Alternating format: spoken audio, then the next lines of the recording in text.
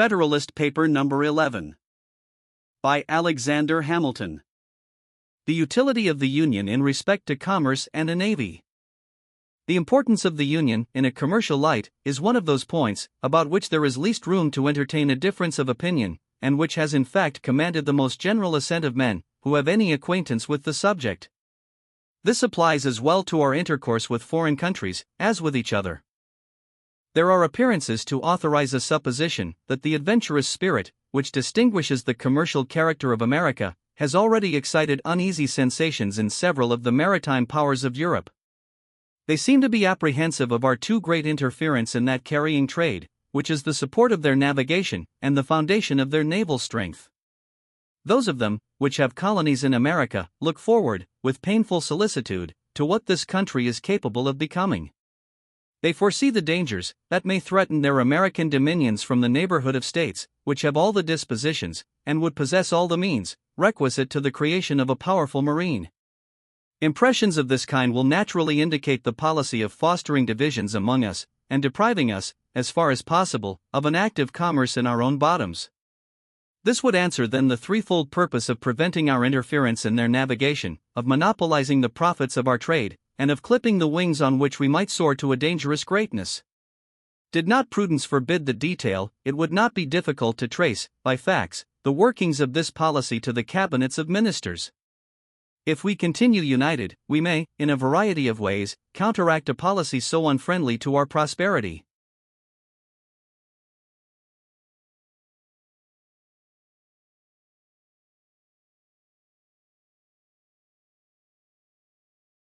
By prohibitory regulations, extending at the same time throughout the states, we may oblige foreign countries to bid against each other for the privileges of our markets. This assertion will not appear chimerical to those who are able to appreciate the importance, to any manufacturing nation, of the markets of 3 millions of people, increasing in rapid progression, for the most part, exclusively addicted to agriculture, and likely from local circumstances to remain in this disposition, and the immense difference there would be to the trade and navigation of such a nation, between a direct communication in its own ships and an indirect conveyance of its products and returns, to and from America, in the ships of another country. Suppose, for instance, we had a government in America, capable of excluding Great Britain, with whom we have at present no treaty of commerce, from all our ports. What would be the probable operation of this step upon her politics? Would it not enable us to negotiate, with the fairest prospect of success, for commercial privileges of the most valuable and extensive kind, in the dominions of that kingdom? When these questions have been asked, upon other occasions, they have received a plausible, but not a solid or satisfactory answer. It has been said that prohibitions on our part would produce no change in the system of Britain, because she could prosecute her trade with us, through the medium of the Dutch, who would be her immediate customers and paymasters for those articles which were wanted for the supply of our markets. But would not her navigation be materially injured by the loss of the important advantage of being her own carrier in that trade? Would not the principal part of its profits be intercepted by the Dutch, as a compensation for their agency and risk?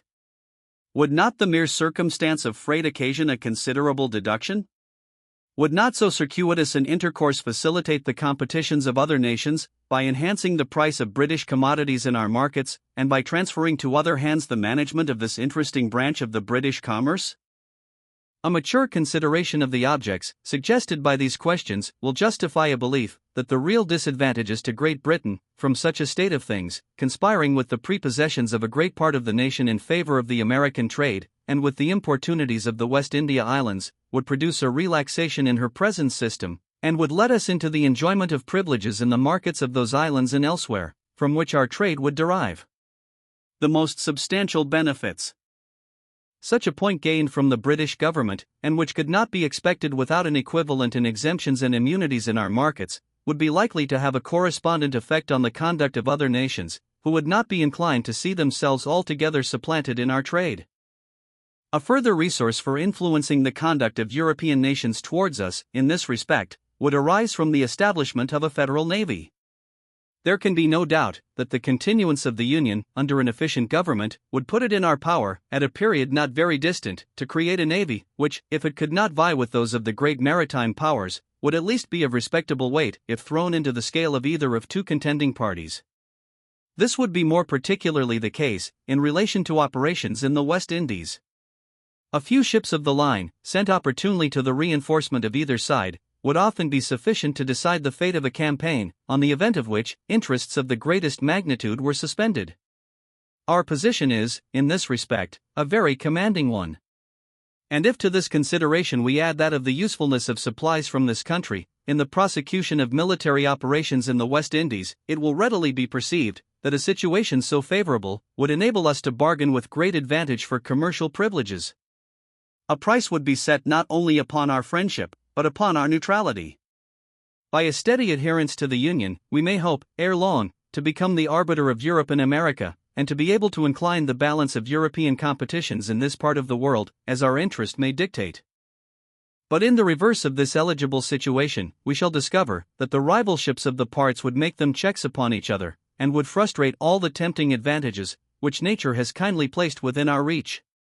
In a state so insignificant, our commerce would be a prey to the wanton intermeddlings of all nations at war with each other, who, having nothing to fear from us, would, with little scruple or remorse, supply their wants by depredations on our property, as often as it fell in their way. The rights of neutrality will only be respected when they are defended by an adequate power. A nation, despicable by its weakness, forfeits even the privilege of being neutral. Under a vigorous national government, the natural strength and resources of the country, directed to a common interest, would baffle all the combinations of European jealousy to restrain our growth. This situation would even take away the motive to such combinations, by inducing an impracticability of success.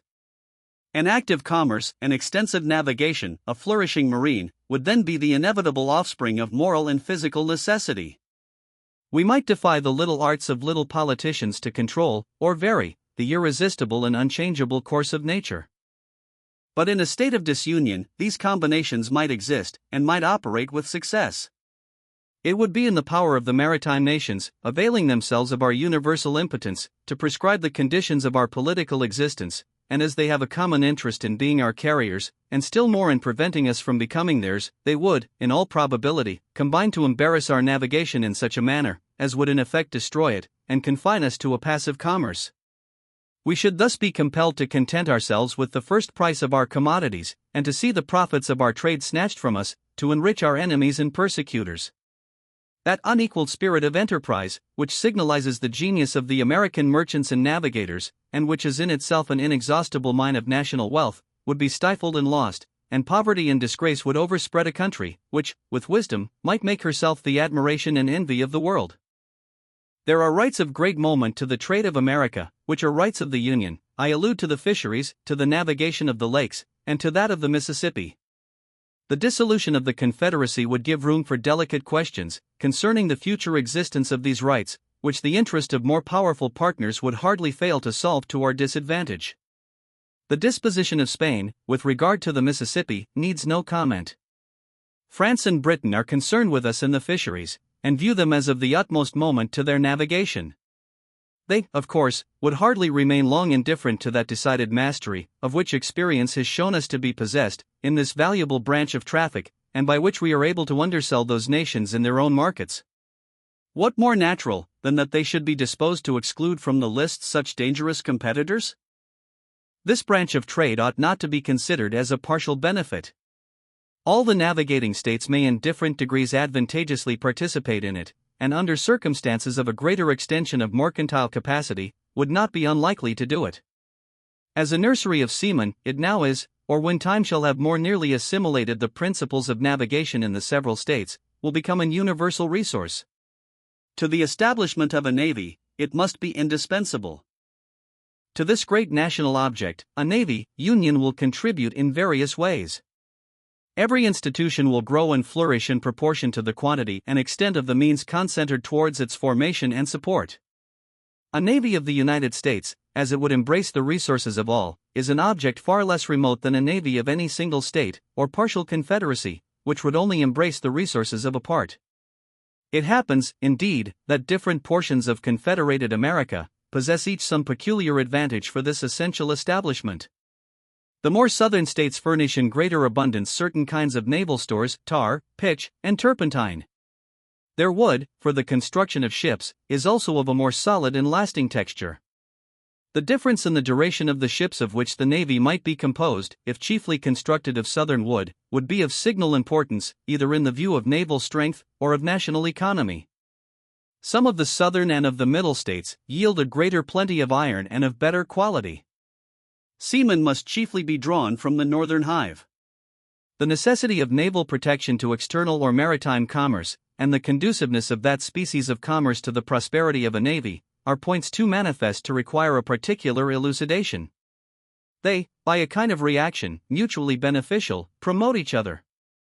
An unrestrained intercourse between the states themselves will advance the trade of each, by an interchange of their respective productions, not only for the supply of reciprocal wants, but for exportation to foreign markets. The veins of commerce in every part will be replenished, and will acquire additional motion and vigor from a free circulation of the commodities of every part. Commercial enterprise will have much greater scope, from the diversity in the productions of different states. When the staple of one fails, from a bad harvest or unproductive crop, it can call to its aid the staple of another. The variety, not less than the value, of products for exportation, contributes to the activity of foreign commerce. It can be conducted upon much better terms, with a large number of materials of a given value, than with a small number of materials of the same value, arising from the competitions of trade, and from the fluctuations of markets. Particular articles may be in great demand at certain periods, and unsaleable at others, but if there be a variety of articles, it can scarcely happen that they should all be at one time in the latter predicament, and on this account, the operation of the merchant would be less liable to any considerable obstruction or stagnation. The speculative trader will at once perceive the force of these observations, and will acknowledge that the aggregate balance of the commerce of the United States would bid fair to be much more favorable than that of the 13 states, without union, or with partial unions. It may perhaps be replied to this, that whether the states are united or disunited, there would still be an intimate intercourse between them, which would answer the same ends, but this intercourse would be fettered, interrupted, and narrowed by a multiplicity of causes, which in the course of these papers have been amply detailed. An unity of commercial, as well as political interests, can only result from an unity of government. There are other points of view, in which this subject might be placed, of a striking and animating kind. But they would lead us too far into the regions of futurity, and would involve topics not proper for newspaper discussion. I shall briefly observe that our situation invites, and our interests prompt us, to aim at an ascendant in the system of American affairs. The world may politically, as well as geographically, be divided into 4 parts, each having a distinct set of interests. Unhappily for the other 3, Europe, by her arms and by her negotiations, by force and by fraud, has, in different degrees, extended her dominion over them all. Africa, Asia, and America have successively felt her domination. The superiority she has long maintained has tempted her to plume herself as the mistress of the world, and to consider the rest of mankind as created for her benefit. Men, admired as profound philosophers, have, in direct terms, attributed to her inhabitants a physical superiority, and have gravely asserted that all animals, and with them the human species, degenerate in America, that even dogs cease to bark, after having breathed a while in our atmosphere. Facts have too long supported these arrogant pretensions of the European. It belongs to us to vindicate the honor of the human race, and to teach that assuming brother moderation. Union will enable us to do it. Disunion will add another victim to his triumphs. Let Americans disdain to be the instruments of European greatness. Let the 13 states, bound together in a strict and indissoluble union, concur in erecting one great American system, superior to the control of all transatlantic force or influence, and able to dictate the terms of the connection between the old and the new world. Publius.